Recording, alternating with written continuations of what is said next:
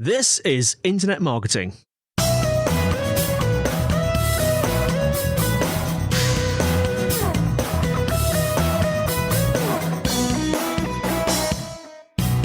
Hello and welcome to the Internet Marketing Podcast brought to you by SiteVisibility. I'm your host, Scott.colenutt, and with me today is Ross Davies, Managing Director of Strafe Creative and author of the book, The Paper Plane Plan. That is a mouthful for me. Growth hacking. I think you've done that intentionally just to screw up all podcasters in all of their intros. It's something I lost sleep over that last night when I was thinking about this episode. The book is The Paper Plane Plan. Growth hacking techniques, especially for the B2B service industry. And we'll be referencing that book throughout today's episode, which will be discussing what to look for when selecting a design agency. So I was just talking to Ross before we pressed record about the fact that this is a hot topic in our agency, SiteVisibility, at the moment. And throughout my marketing career, it's been a topic that comes up over and over again. You know, some marketers come from design backgrounds, some come from development backgrounds, some don't come from design or development backgrounds at all. I've experienced all of that. I've worked closely with designers. I've worked with agencies that have in-house designers. I've worked at agencies that have in-house design development and those that don't. And it's always a really interesting world. And I'm working in a world at the moment at SiteVisibility where we don't have in-house designers or developers. We have a mix of clients that do. And every time that a new website launch comes up or a new design project comes up, there's quite a lot of debate about how to best approach the topic of selecting a design agency, what to look out for, the quality signals, the red flags. And I'm looking forward to covering all of that with Ross today. So Ross, welcome to the episode. Thank you. Thank you for having me. No pressure then. Well, you've written a book basically on the topic of growth hacking techniques in the B2B service industry. So I expect a lot of this to be, and I've seen just from your approach in the book, a culture of experimentation, a mentality that's experimentation based. And you've documented all of that in your book. And so I expect these things that have come up for you. When you try to build an experimentation based culture, by nature, you have to be pretty observant.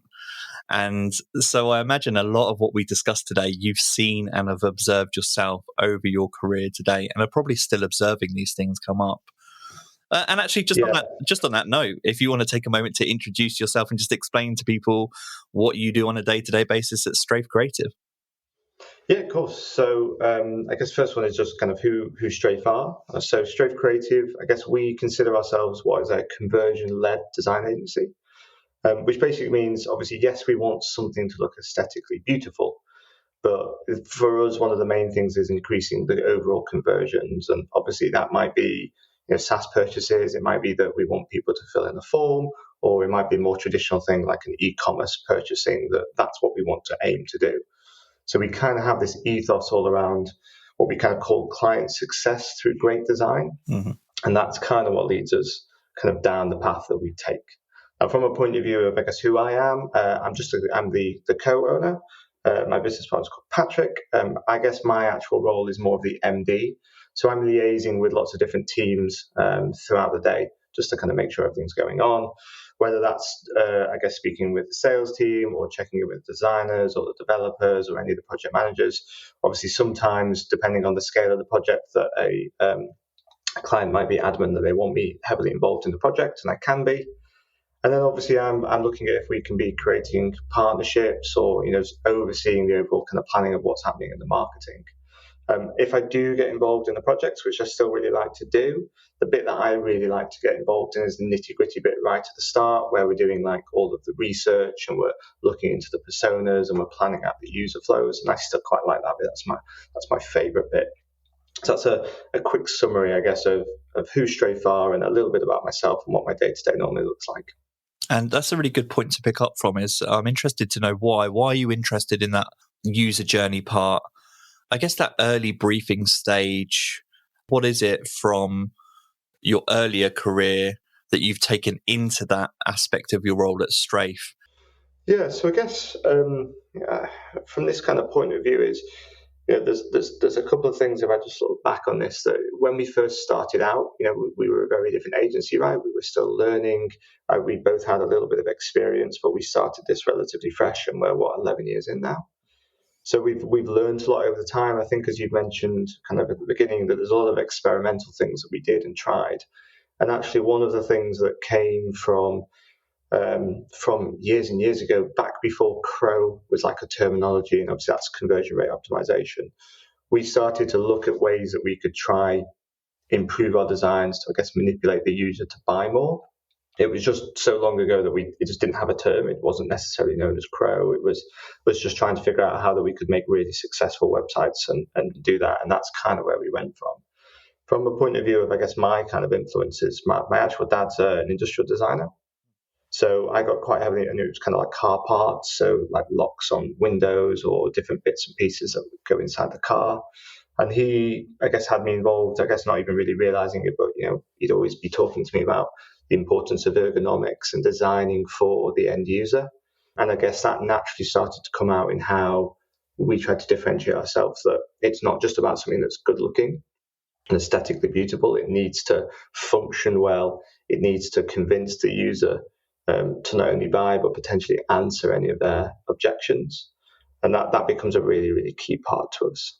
And that's something that's interesting to me, the engineering background, because when you come from a more practical background, and I'm looking at this through my lens in marketing, I consider myself a hands-on practical marketer. But at the same time, I'm in podcasting. I am the managing director at SiteVisibility. And I imagine that some of your experiences have maybe mirrored mine, or we've mirrored each other, in that you go from this really hands-on practical role, and as you develop your career and go into a more management-orientated role, sometimes you can miss getting, you actually mentioned at the beginning there, getting your hands dirty and maybe getting involved in the day-to-day of design and development and actually building things yourself. Is that something that you've experienced, and how do you satisfy that aspect of your curiosity when you have that kind of background? Yeah, I guess, so another thing that I guess I didn't mention is I actually went to university and I did science-based design and engineering. So my plan had been to kind of become like a mini one of my dad, really. But I guess just because of the digital area or era that I live in, that's kind of how I ended up in there. So from a point of view of, kind of satisfying that itch, I still like getting involved in the projects. And I guess I get the benefit of picking and choosing the ones I get involved with, and probably sometimes get in the way of the other guys kind of trying to do their bit and run them. Like, let's be honest with that. But yeah, I think that's a big part of it, right? Like, you should still enjoy working every single day. And if I can find ways of doing that, yes, I do enjoy the big planning and all these other bits and liaising with lots of people. But sometimes it's just really, really nice to just turn off Slack, turn off my phone, focus on kind of figuring out some user flows and how they're going to work together. And that's definitely a bit that I really enjoy. And I think that ties in with, I guess, the education I got when I was younger.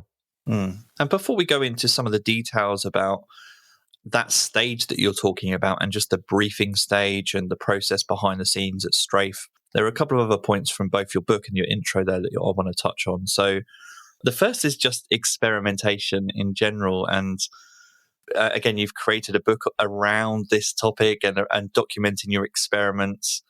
I'm interested to know any lessons from you in building a culture of experimentation. So are there any examples that you can point to that have really helped Strafe create a culture of experimentation? You talked about 11 years in. It's not easy for a company that's been in operation for such a long time to retain that same level of enthusiasm and culture of experimentation from the start, a decade or more on. What do you do? How do you do that? So we run something called Kaizen, which is basically the term for kind of like continuous improvement. So we try and have that, I guess, at the forefront of what we're doing. The other part of what we do is we don't ever, if something goes wrong, we don't kind of ever blow up at it there and then. There's no point having a go at someone about what's happened. So what generally just happens is we have something called a snag list. So whatever goes wrong in the business, or we have an idea which we don't know how to solve, we have this snag list, and then every Monday the team sit down and we review the stag list / ideas list. And we discuss as a team how those things could potentially be brought in. Like, what can we do? How can we add those in? Here's an idea, how those can work about. And I think it's the combination of, because if something goes wrong, we don't have a go at them. So there's not really that concern of failure. We're not going to have people aren't worried to throw ideas out there and try them. So I think because me and Patrick are quite open to these ideas, quite happy to throw some money or some time at something to see if it works. And, I guess from a management point of view, that's hopefully eked out through everyone, is something can go wrong, but we can take a lesson from it. So it's not a case of, we just spent all that money, I'm actually furious at you. It's like, okay, well, what have we learned from now? What can we do to progress? What can we do to make sure that never happens again? And that's why that stag list is really useful, because rather than, it takes a little bit of getting used to, because all of a sudden you've done something wrong and it has to be aired for the entire team. But the whole point and the way we try to kind of position that is, this thing happened. How do we think we could never stop this from happening again? And I think that naturally just breeds improvements. And the aspect of CRO is the next thing, which also ties in with that. You refer to it as CRO. I've never really got comfortable with calling it CRO. I always refer to it as CRO. So, it's just a preference, I guess. But that's really interesting to me as well, because that seems to be very intentional. That CRO is a service offering that ties in with your design and development side of your business. Not every design or development agency offers CRO as a service.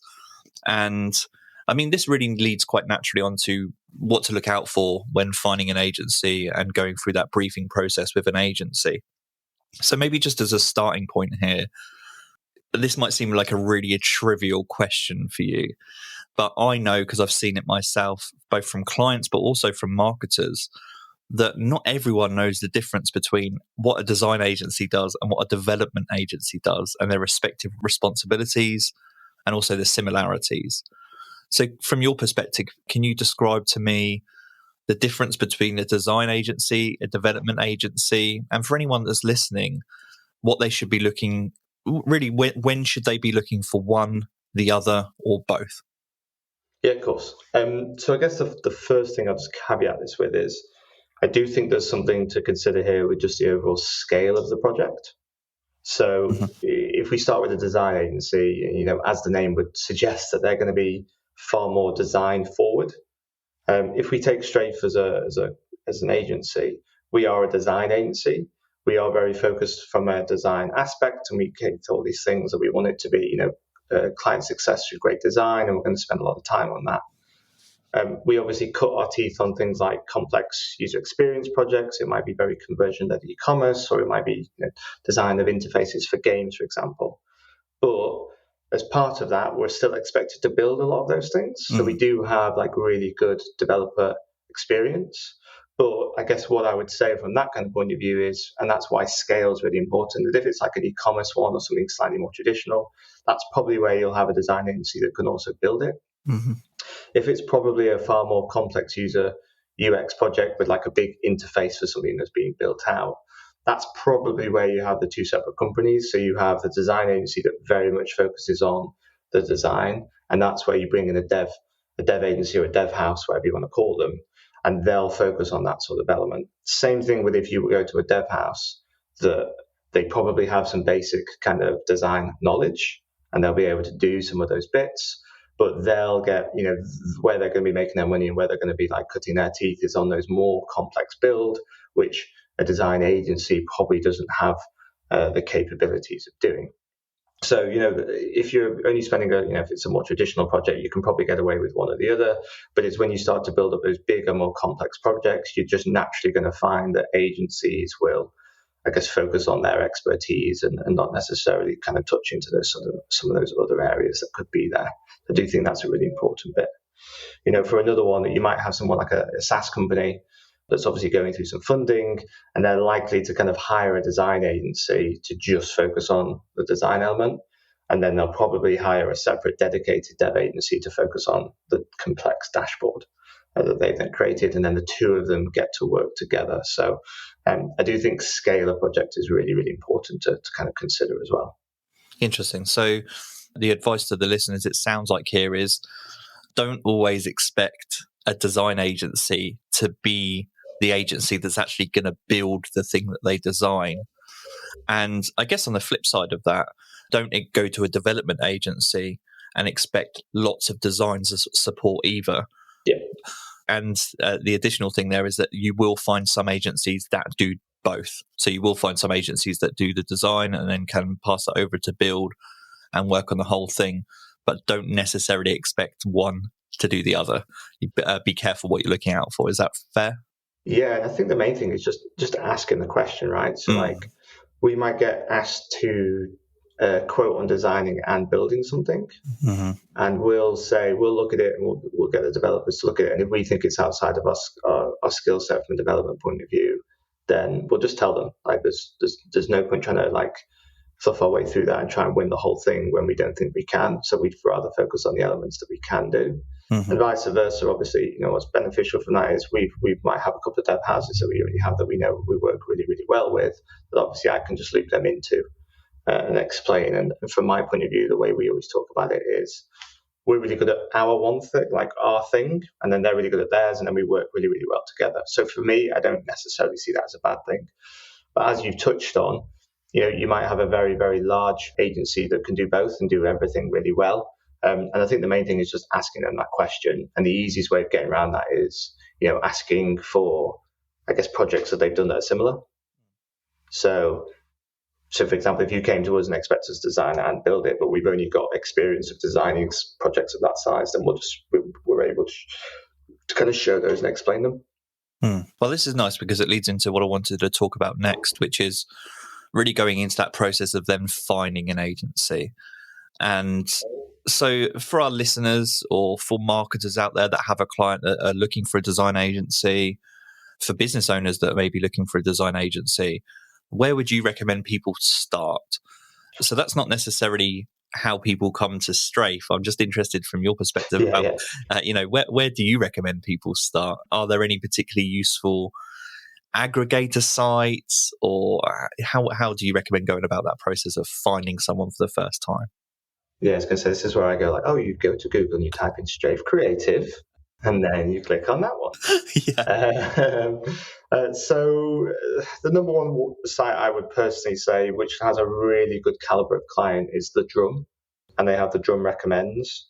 And that is an area where you can literally type in this type of service you're after. If you're after a particularly localized service, then you can type in location.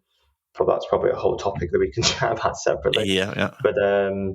But yeah, you can go on there, you could type in, I'm looking for a web agency, and then they'll have them on there. And the huge benefit of something like the Drum is, I guess, how they get the reviews off people. There's a fairly substantial cost to join the Drum. And almost that is quite useful because it weans out the smaller, I guess, less established companies. So probably the size of the company that's going to be on there is fairly good. But then the caliber, like how it sets you up and how you have to invest the time and get reviews, is a little bit more complicated than most of the review companies that you could work with. So it generally means you get a really good overview of the company when you look at that. And actually, like, one of our big goals is to be a top 10 kind of Drum recognized agency. They do a big list of 100 every year, and our eventual plan or aim is to be a top 10 one. The other thing is to do is just look at what is good design, right? So let's start looking at some design award sites. So there's awards with 3 Ws in to obviously represent the World Wide Web. And that's normally quite a good one as well. And there's websites like Site Inspire. There's places such as Dribble where you can go, which is almost like a social media portfolio site for designers. And they'll put their work on there. And the other one that actually does work really well is, if you come across a site that you really like the look of, scroll down to the footer, and depending on the size of the business that it was with, most of the time there's probably a built by X company link. So for example, we pretty much always have like a built or designed by Strafe link on something that we've done. And that brings in loads of work for us because people have already seen this type of work that we've done, or they've seen it for a competitor or something, and then they can get in touch with us in that way. So Drum's definitely a really, really good one. Obviously looking at kind of design award sites and trying to find where they've been. Obviously looking around for those awards looking around for like sites that you really like the look of, and just getting in touch with them is normally a pretty substantial way of kind of working through and finding someone of use to you. And you said it's a big topic, and it's one that I'm really interested in, is location.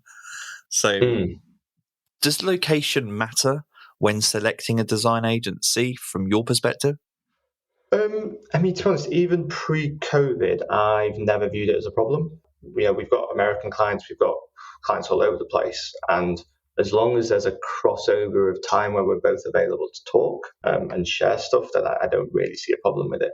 And even then, we've got some ones where we, like New Zealand, where we have literally no crossover, and we still can work with them. They just know that when they're asleep, we're working, and vice versa. I do think COVID's made a big difference. For example, we had clients in London who would always insist in seeing us and having all of those face to face and coming to them and always having to pitch everything in person every time. Whereas now, they're more than comfortable with just hey, this is the new life, right? Let's just do everything digitally and save everyone a load of time and money. So yeah, for me, I don't necessarily see it as a problem, but that also, I completely understand, can come down to what the project is. So for example, the persona of who you're after is someone very localized to a certain area, then it kind of makes sense that you pick an agency in that area because they'll probably have a good understanding of the type of people that you're trying to attract. There's definitely something that might tie in with that. And the other, I guess, part that you do have to consider is that design does differ from country to country. So something that we might consider that looks great in England, to Italians that might not look so good, and vice versa. Something that looks really good in France might not be something that we think kind of works particularly well over here in the UK. So there is a little bit of that, but I think some of that comes down to the project itself, the persona of who the project is aimed at as well.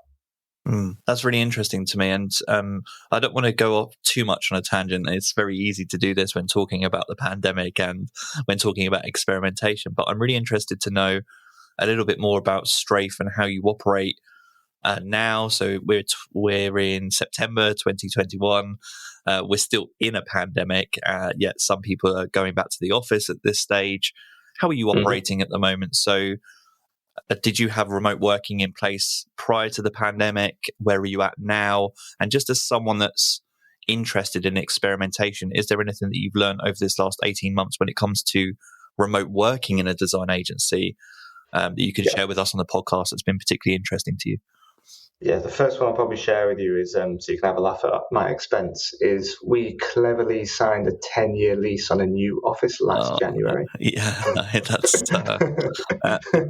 That was good. But we already had, I know, ridiculous, right? We already did have we had 2 people who were already remote. Right. So nothing major compared to the size of the team. But that did mean that we could transition to remote working a lot easier. Yeah. Now, from our point of view, that we've made a decision start of this year, something like that when COVID was over, or even now anyway, is we've moved to a completely flexible system. So you can come into the office if you want, or you can just work from home if you want. It doesn't make any real difference to us now. We trust the guys. We know that they're working. We have flexi time anyway, so you can start and end between certain times. So it just gives huge flexibility to the guys to, allow them to work around their lives a little bit more. So, for example, my wife works Monday, Tuesday, Wednesday, but she works 12-hour shifts. Mm-hmm.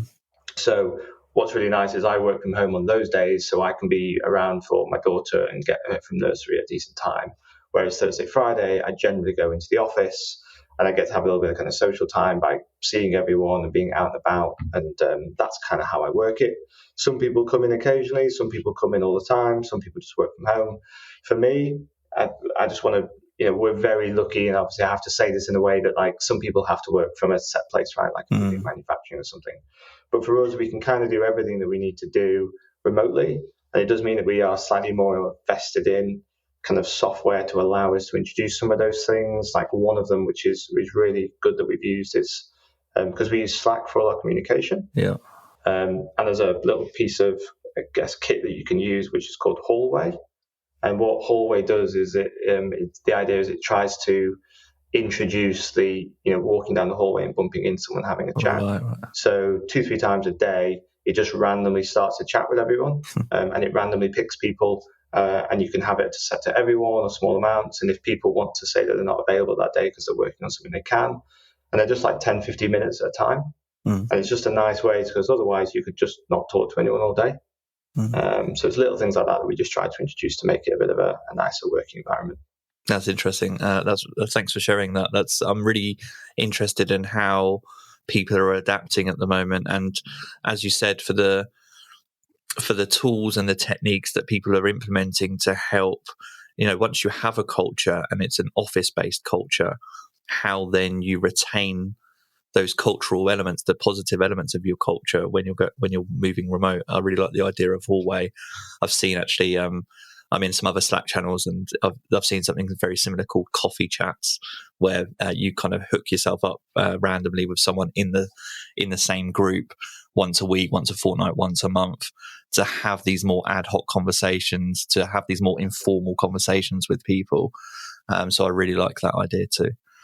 Bring it back to the topic of looking for a design agency. You were talking there a moment ago about maybe looking at the Drum, Dribble, some other platforms. So let's just say, for example, that I'm a listener, I'm a business owner, I'm a marketer. I've gone through that process. I've started to build out kind of my hit list of design agencies from the Drum, from Dribble, and I'm going through those websites, those design agency websites for the first time. What are the quality signals that I should look out for on those websites once I've been through that process? So I imagine that you look at loads of websites. On a daily basis, for the trained eye, and even for the untrained eye, what are the things that we should look out for that are positive signals of a reputable design agency or a quality design agency? Yeah, so this is actually, I guess, perfectly ties into one of our big major things that we try and do here at Strafe. So when we start a new project and we're trying to figure everything out, we start with something called objection hunting. Mm-hmm. And objection hunting is where we're trying to figure out all the potential reasons that someone might not buy from that client. Yeah. So a lot of companies will just focus on standard credibility builders. So they'll focus on just the awards or just the reviews. Whereas actually we want to get a really good understanding of why someone might not want to work with another, like this particular company, or buy from this company, or buy this type of product. And then we want to look at ways that we can visually answer those objections. Mm-hmm. So it kind of ties in quite nicely with that. So, kind of touching on what I've just said, is there's the traditional things. So obviously, yes, the awards are going to be super useful. Like if they've got some awards on there, they've got some proof of expertise, that's going to be really good. Reviews are obviously a really good one. I would always say that when I see reviews, I want them to have come from like a third-party software like Trustpilot or Reviews.io, because they're a lot harder to fake than just you typing it out and being like, "Hey, this is why my mum thinks we're great." The other one is obviously just the quality of the work. Like for me as a design, going to a design agency, you want to be able to click on that design agency, look at their portfolio in detail. For me, it worries me if they don't really show any of the artwork off. Like, for example, if they just have a logo of the company that they've worked with and then no real reference to what they've done for them. Like for me, there's two parts to that. First off, you want to see the quality of the work, right? You want to make sure that everything they've done makes sense. But the other big part is there's designing, and then there's designing for purpose, and there's designing to make sure it does something. So I want to read the case studies. I want to make sure they almost explain why they designed something in the way that they did. Like for us, we kind of have this rule in Strafe that if it's just designed to look cool, it's not really a good enough reason. It needs to have a purpose. It needs to have a genuine reason why it needs to be designed in that way. So those are the soft things. And then going back to what I talk about with objections is, I guess there's a slight thought process of that creative people aren't necessarily the most organized people. Right. So making sure that the agency that you're going to work with is process driven, making sure that you're going to get a Gantt chart from them, making sure you're going to get an understanding of when the project's going to start and when it's going to end. Having an understanding of how that's going to work, I think, is really, really key. And that's normally because they'll have been burned in the past, right? They'll have hired a design agency, the project ran 5 months over. So next time they're like, okay, well, we need to make sure that doesn't happen. We need to make sure that we're getting that sort of information up front. Having a proper breakdown of the processes that you're going to be taken through, I think, is really key. And it's that idea of that you're not just selling the whole at the end. You're selling the drill. You're showing the whole thing of how it comes together. So rather than just saying like, hey, we've designed this cool website, it's like, hey, we're going to take you through all these 10 steps. These are the 10 steps of how we're going to take you through them. And then this is how, here's an example of our end product. So for me, it's kind of starting to take things through on all of these bits. But like kind of objection hunting is a really, really key one that needs to be identified in someone's business for us to then design around that. And I do think an easy one that's normally overlooked from a design agency is we're so focused on showing off our shiny, beautiful work that we don't necessarily think of some of those other things. And what do you think of the role in video in that? And I say that knowing that I don't know the software that you use, but knowing you a little bit, I've seen you produce several videos working with us at SiteVisibility as a partner. And I'm a big fan of a Chrome extension called Story Express. I know Loom is really popular. But yeah, I'm interested. Video seems to play a big role in this transparency factor, really showing what's happening behind the scenes. And it allows room for a little bit more authenticity and openness. Is that how you see it? Yeah, for me, I think I do think it's a really, really key part of what we're doing. And obviously it does slightly depend on the project that you're doing and obviously what you're selling and potentially the budgets that you've got to work with. But video is a really easy visual way to get something across in a very small amount of time. So you could get something across in a 10-second video that might take paragraphs of content to get across. So that's why it's so useful. And it's not to say that copywriting isn't useful, because copy definitely needs to be there and that really needs to be thought through, especially with like tone of voice. Mm-hmm. But video can definitely tie in, and that can range hugely, right? So video can be a 2-3 second snippet of just something to add some visual interest or maybe to get a small story across. It might be a talking head video where you're trying to get across a bit more staff personality. It might be an explainer video, because they're going to be, especially for a SaaS company, an explainer video is by far the easiest and most visual way to get something across. And we like to use things as pieces of software like Wistia. And what's really good about those is they give you the stats and you can pull the API information into your like Google Analytics, and you can pull it into other KPI software. So for example, we can prove that someone who watches the video is far more likely to buy and how much of that video they watch. And we can also see from those sort of stats that, okay, they're only watching half the video and we seem to be losing everyone at X point. Like, why is that? So video for me is definitely a really key one. And you can use it in a few different ways. Like, I know you mentioned Loom. So we use Loom quite heavily, even just part of our kind of project management. So for example, if a client gets in touch to say, they really like that they've had this idea or they're not sure how we could potentially implement that in, rather than me spending like an hour trying to write this perfect email with like screenshots of everything. I'll just load up I'll load up the site that they've mentioned. I'll just record my thoughts over it and I can just send it straight back.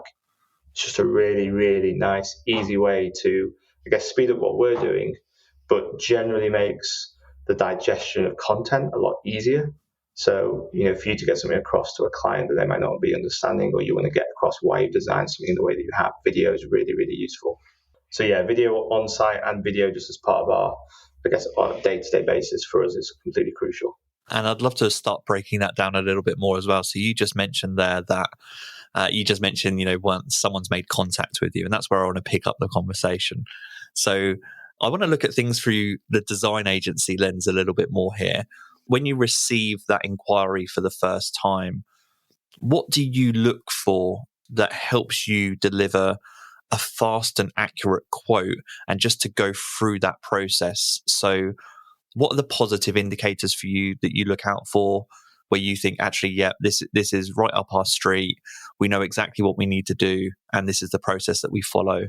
And on the flip side, what are the worst case scenarios where you look at it and think, the red flags? Yeah, where you look at it and you think, oh no, this is going to be a really terrible one to try and work with? Yeah, if you could maybe talk me through that from your perspective. Yeah, so we get a new one in there that I think, it varies hugely. So we have a project planner on our website. So the big purpose of our site is to get people to fill in this project planner. Yeah. And that's because they have to fill in certain things. So they have to fill in the type of project it might be. It gives them the option to upload a brief. There's an area where they can write a little bit of information. And we also ask for a budget. For us, I think just general openness is really, really key. So like, people being open to like explaining their project with us and even just giving us the time of day. It's surprising, and this is a bit of a red flag, but the number of people who might just send you something through and be like, I just need a cost on that. And it's like, there's physically not enough. You might think there's enough information here, but there's physically not enough information for me here to quote on. Yeah. So like I need to like pick your brains or understand a little bit more about the project. So that general openness to be like ready to jump on a call with us. And I think that is a concern. People don't want to get on a call and just be sold to. They don't want to be like, oh, just like funneling this thing down them. From our point of view, how we try to do it is we're just going to try and learn as much about your business as possible up front and what you're trying to do so that we can go away and then come up with the ideas for you. So I don't necessarily want you to tell me absolutely everything. And actually, sometimes a really detailed brief isn't necessarily what we want. That's not a bad thing. It means that they've put the time in and they clearly see the importance in the project if they've gone to this. But sometimes a brief can be so restrictive and we don't think it's best for them that we then have to go back in to be like, we want to do it this way. And that does sometimes work really, really well because they're like, oh, no one else has bothered to put that amount of thought into it. But sometimes they're like, no, this is what everyone else is going on. We just want you to do it in this way. And that makes it then harder to be like, well, we don't think that's the best way to get the most out of the project. So there's always that little bit that you have to think about. Other ones that are obviously like really great is, if we can get them on that initial call, is then just being realistic and really open with us. So, discussing budgets, discussing timeframes, discussing softwares, giving us access to the analytics, for example, is a really key one that we normally want, as we're quoting on it, because we want to have a look at how successful the site is. We want to have some understandings of how well the site is performing. And if we can't get that, it makes it harder for us to figure out how we can improve it. So general openness is really, really key. And sometimes people are just like, no, we don't want to give you access to that. No, we can't give you that information. And then when we just say, okay, give us the stats on it, then they're like, oh, no, we don't really feel comfortable sharing that. It's like, well, it makes it hard for us to understand the project in more detail if we can't do that initial research. So that's a really, really key one for us. Other ones are when people on the phone refer to it as, oh, it's just an easy, simple thing, or it won't take up too much of your time, or they need it instantly. We've got this massive UX project and you've got 2 weeks to deliver it. It's like, I could start it instantly now and we wouldn't have it done. Never mind, needing to go through the sales process to get this booked in and everything else that we need to go into it. So timescales are sometimes a little bit unrealistic, and that also depends on the size of the company and industry that they're in. But we'll always be really open with that. So like if someone's desperate to have it, we'll just tell them our timescales. There's no point winning work to then say, oh, actually we can't start it for X number of weeks and it's going to take us X number of weeks to do. So if they're absolutely adamant, in that initial meeting that has to be done by a set time, I will always, or whoever's doing it will always walk into that meeting knowing what our next start date is on a project. I'm really glad, as you were talking, you mentioned budget. I'm really interested to know, do you take on projects if people don't share their budget? Or is that a non-negotiable thing that people have to share their budget with you for you to actually take on a project?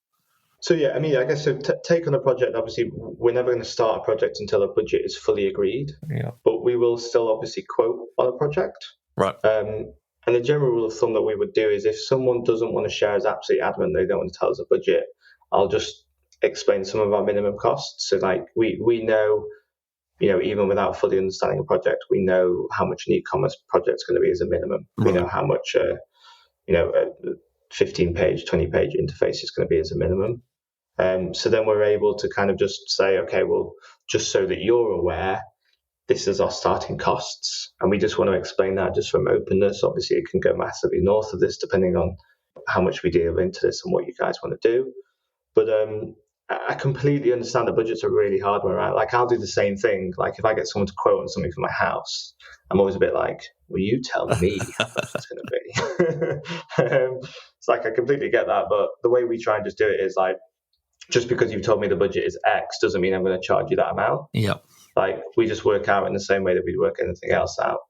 So the reason budget's really useful to us is we can see how far we can push the project. Yeah. And see what we can do with it. If people don't want to reveal the budget, we'll always share that. And even then, if they're just a bit like, yeah, that's fine, we normally will always give a few options anyway. So we might give you hey, this is what we think we could do. this is like the perfect one, and like this is us going all singing or dancing. If you had the budget to do it, this is what we do, and we always try to give a few options anyway. So yeah, from that, budget's a really, really tough one. Yeah, and there are lots of parallels, by the way, as you're talking, between what I've experienced in a marketing agency environment, as you might suspect, with a design agency, particularly when it comes to the openness and willing to share information. That's really important to us in marketing. Definitely when it comes to the willingness to have a conversation around a brief, definitely when it comes to the point about deadlines and urgency, those are all parallels with what I experience in marketing. And this next point that I want to discuss around quoting and when to charge is something that I imagine is a parallel between marketing and design agencies too. So you go through that process. Let's say, for example, you've got all of those positive indicators that, yeah, this project is for you. And then in the design agency, what happens then behind the scenes? Because we always have this kind of debate in our marketing agency, and I've seen it over the years. You want to get paid for your expertise, and sometimes sometimes that expertise is required to really shape a brief. Sometimes it's required strategically. And in a design agency, I suspect that there must be a trade-off between how much time do you spend on bringing a quote to life through mock-ups or wireframes versus when don't you do that, and when is that chargeable work? Can you maybe speak through that process for me and maybe describe how that works at Strafe? Yeah, sure. So I guess we break this down into two different camps. So we will have one where, and I guess it slightly comes down to budget and scale of the project again. Mm-hmm. But for a project where we think we understand what they need and we think that we can definitely explain all the reasons for it, and there's definitely agreement between us and the client on the direction and what we're going to do. I guess we're just backing ourselves on that. So we'll just put that time in and we'll just make it work as best we can. And you'll get a feel in that sales process of how well this is going and if they seem keen on working with us. So we'll just take that on the chin sometimes. And if we don't win it, we don't win it. And we just try to find out why we didn't win it. And actually, a lot of that will just come down to, we don't mind doing that if we have an understanding of the scale of the project and the timescales and the budgets and who's going to be involved. And one that I forgot to mention is, what's their expected outcome? I forgot to mention it in my previous answer. Like, you want to go into a project with a realistic thing. So, for example, if someone came to SiteVisibility and they were like, hey, we want you to double our traffic through SEO within a month, you'd just be like, well, that doesn't matter how much money we charge you, that's probably not going to happen. I would cry. Yeah. So yeah, and I'm sure you've had that. So there's definitely that needs to be taken into account, and sometimes we'll just invest in that, and I can talk you through that process if you want me to. The second part is, a much bigger project where they've got some decent budgets, but they're not necessarily sure how to do it, and they want to run through it. What we'll do is we'll do like a mini, basically like almost like audit and briefing project, and we might charge them for a week's worth of time for us to essentially go away, but put almost like a brief and proposal together on like steroids. So we'll do all the initial research. Essentially, we're just doing the start of a project, but just that on its own. So we'll go away and do all the objection handling research. We'll do all of the persona planning. We'll look into what the plans for the pages should be in the user flows. We might do some basic wireframing. We'll put together what is called a data architecture. So how, because normally these sort of projects are only when it's really complicated. So planning out how all that data will come together. They might have lots of individual integrations that we might need to go away and spend some time demoing and figuring out and looking at their API systems. But then we can come back from that and basically present that and be like, here's your exact cost, here's all the work that we've done, and we've already done, quite a lot of the work towards starting it. Yeah. And that's how we end up splitting it. So we either take it on and we're just going to work through it. And again, if you want me to explain that kind of process, I can. Or we just basically explain to say, we don't think we're in a position to fully quote on this and really understand the project until we do X, Y, and Z. And X, Y, and Z costs this amount of money. And actually that generally works really well because people go, all the other companies have just given me this cookie cutter and they just said they've understood it from the same information. Whereas actually, if you think you can do this and it's this small amount of money, and if we like it, we can crack on, they almost view that as like it's a nice way of just testing us out. Yeah, so what I'm hearing there is that there's no hard and fast rule, and it's dependent on the potential scale of the project. You're not opposed to charging when necessary for that early scoping or briefing process if you feel the project requires it. But if it doesn't require it, you won't charge, essentially. Yeah, that's a really nice one. It's a far more eloquent way of putting it than what I just said. No. But yeah, that's definitely the best kind of course for us. Interesting. And just on the pricing point, so any advice that you can give to our listeners on what they should look out for with respect to pricing? So let's say, for example, maybe you've been through that process that we've been discussing today. You get the pricing information back. What should feature alongside the pricing information? What are the red flags that maybe people should look out for? What do people need to consider? So this is a really tough one, right, for pricing, because it's a bit like how long is a piece of string, because, and I'm sure you've had this, that you might, one company might charge 10K, another company charges 30K, and another company charges 100K. And I think the mistake that people make is they just show the price and they don't explain what they're going to get for that. So having a little bit of breakdown, I think, is really, really key to explain how some of those stages are going to be spent. For me, we always like to include who the team is and what their experience is and what they bring to the table. And some people, prime example is Patrick, my business partner, is the creative director, and he's obviously very, very good at what he does. He's fairly well known, so people will come to us but be adamant that he has to be on the project. So he naturally has a higher day rate than everyone else. So we'll always explain that in our quotes to kind of break down who it is. So we might be like, we're using X amount of time with this person. We're going to use a senior for these sort of pages, but we're going to then use a junior on X and Y. And then that's the breakdown of where our pricing has come from. We explain a general idea of the money that's going to the design and that's going to go into the build, and try and split that out and explain that as best we can. But the easiest one that I would normally recommend from a pricing perspective is always get multiple quotes. And the reason for that is that just so you've got a comparison, not necessarily just so that you can go, well, let's just go with the cheapest. But it's more like looking at it and going, okay, are they the cheapest because their day rate is so low, or are they the cheapest because they've not understood the brief? Have they missed stuff out of it? We won projects being the most expensive because they felt, well, yes, you are the most expensive, but you've thought of this and this and this. No one's even said that. No one's even done these things. And that's always interesting, because a bit like me saying we've won stuff when we've been the most expensive, we've also won stuff when we're the cheapest. So it depends when you go like client, right? Like, we don't realize we're going in as the cheapest. Obviously, our prices are our prices, but sometimes we're the most expensive, sometimes we're the cheapest, depending on, I guess, the scale of who the company has come to us. We try and base everything on a bit of a pricing matrix that's just been developed over the years of experience of how long we know things take.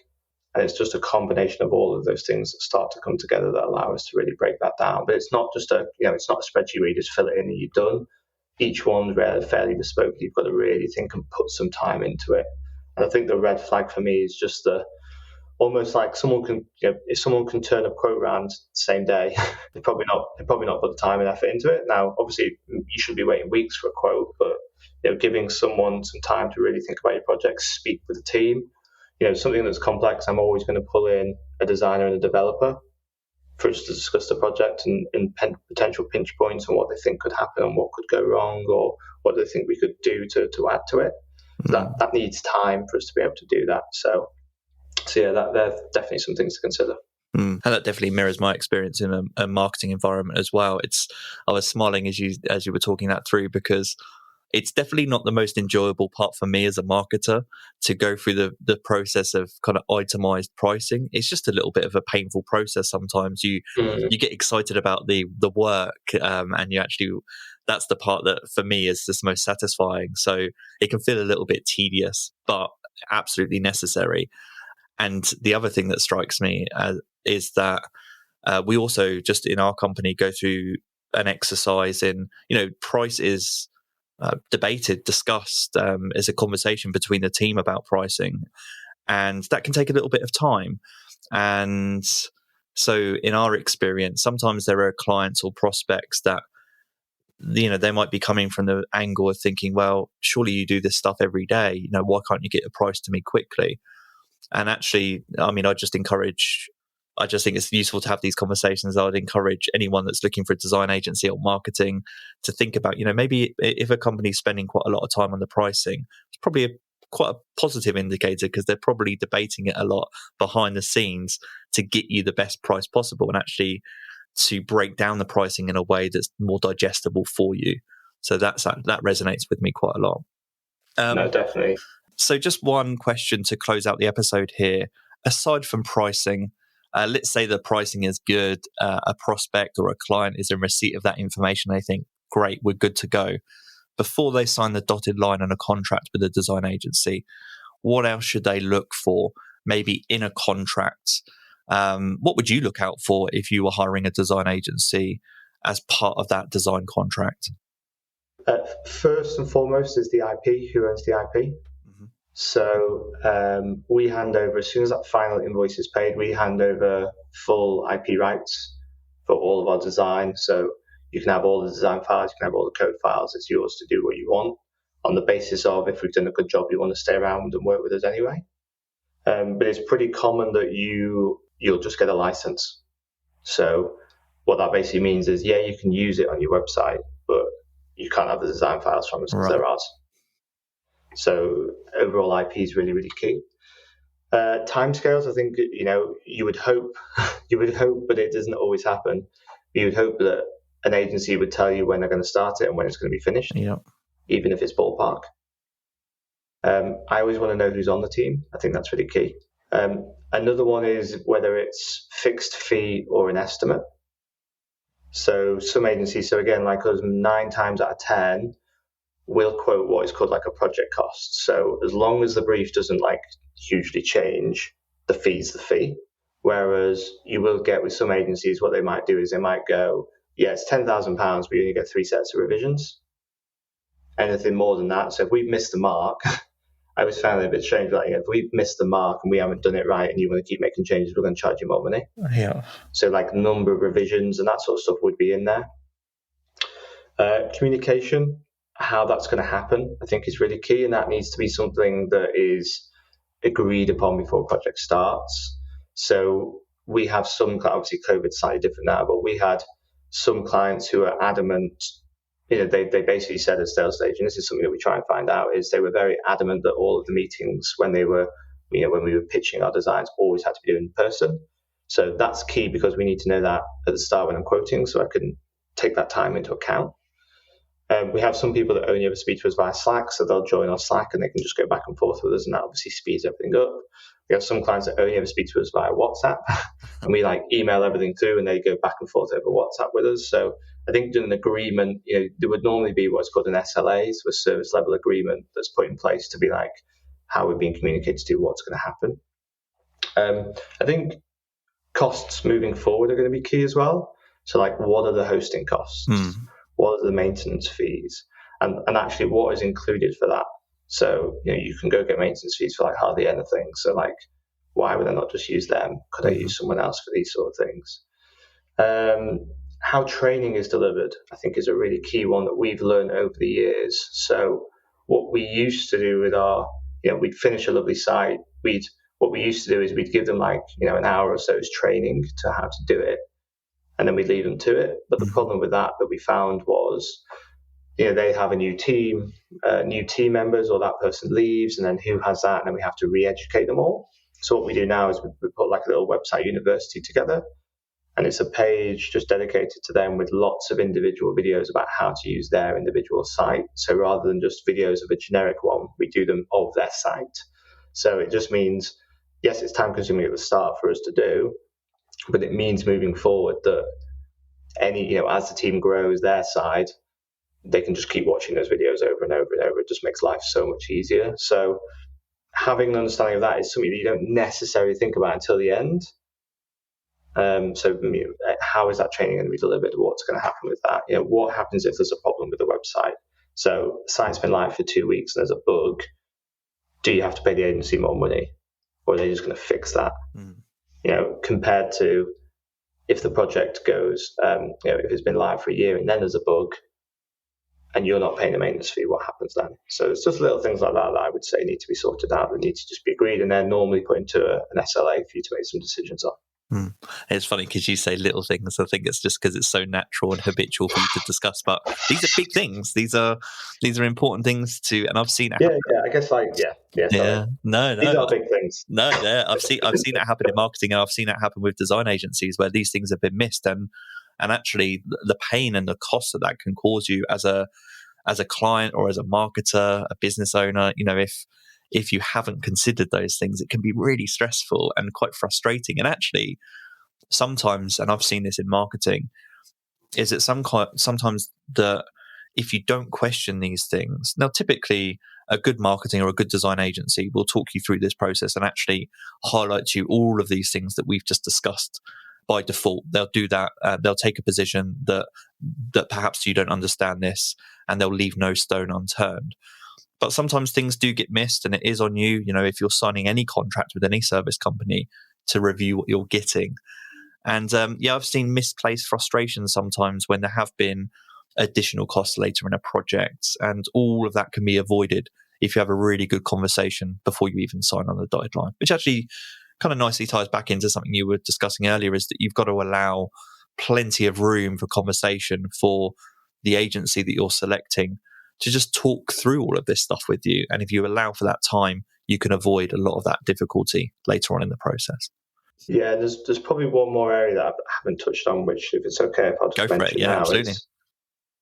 Another really key one is just the tying in with like a third-party agency. So, for example, if Strafe is working with SiteVisibility, how's that relationship going to work? Mm-hmm. So, like, I want that to be referenced in the proposal. I want that to be known up front. I want that to be a selling point of why Strafe is the right agency to use, because we've already spoken to you. We've already had an understanding of what you're wanting to do with the site. Obviously, the client will have aims, but you as an agency, as a search agency, are going to have your own aims as well and plans for what you're wanting to do. So I think that needs to be considered. And that needs to be considered not only on what your aims are, but also your potential timescales, how that affects our timescales. And then also just a migration of one site to another is obviously could be, if for example the current URL structure is a mess, that actually we need to consider that. So how is that going to affect it, and who's going to do that work? And, someone like SiteVisibility is going to lead on that. So we need to make sure that those are all thought about and they're explained as well. So they're not necessarily tying into an overall price, but what you don't want to do is not tell, or the agency not ask, or not tell the agency that this other third-party company exists. You get cracking on the project, and it's only once you're in build that you go, oh, the SEO company's now looked at the designs and they need like double the amount of content and they want to change the URL structure. It's just too late. So for us, we want to have them involved straight from the start to make sure the project works really, really well together. Perfect. Ross, I know we're coming towards the end here, so I really want to say thank you for your time. This has been a really interesting episode for me to look at things through a design lens. I mentioned before we started recording, but this is a conversation that I've been wanting to have for quite a while on the podcast, and has been a hot topic internally at SiteVisibility recently. So I'm really glad I got to have the conversation with you. Thank you for being so open with the information that you've shared. And you just touched on it at the end there. We also have this resource. If we're working together, SiteVisibility and Strafe, we have this resource to share with potential prospects to say, hey, here's how the process works. I really like it when a plan comes together like that and you have that additional resource. So that's been excellent too. But before I let you go, I've mentioned that the company is Strafe Creative. The book is The Paper Plane Plan. Do you want to let listeners know the best way in which they can contact you and Strafe Creative? Yeah, so probably just to explain, Strafe is spelled Sierra, Tango, Romeo, Alpha, Foxtrot, Echo, just on the off chance, because we do get some unusual spellings of that sometimes. Right. Main web address is strafecreative.co.uk. I'm most active on Twitter and LinkedIn. So my Twitter is just /Ross_Davies, and Davies is Davies. And then on LinkedIn, it's linkedin.com/IN/Ross Davies, all one word. and they're probably the best kind of places to get hold. Books on Amazon, just type in Paper Plane Plan or my name, and it will come up, and you can get it there. You can get it on Kindle. I think it's going to be on Audible next month. Go check out the book. Go check out Strafe Creative. If you want to know more about the topic, again, you can message us at SiteVisibility on all social platforms. Email us at marketing@sitevisibility.com. But for now, Ross, I'll say, thanks for your time this morning. And this has been the Internet Marketing Podcast. Take care.